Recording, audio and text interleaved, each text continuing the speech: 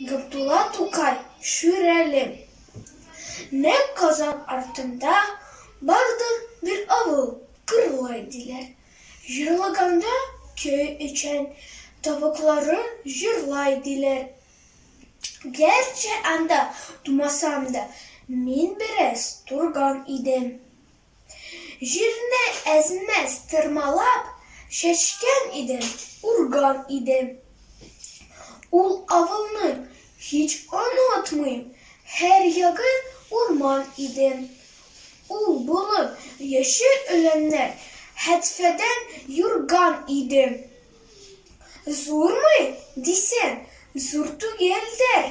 Bu avı bir küçkene halkanın içken suya, bir küçkene инешкине. Есть аул близ Казани под названием Кырлай. Даже куры в том Кырлае петь умеют. Дивный край.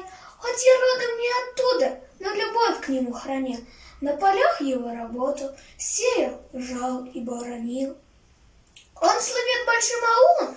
Нет, напротив, невелик. А река народа гордость, просто маленький родник.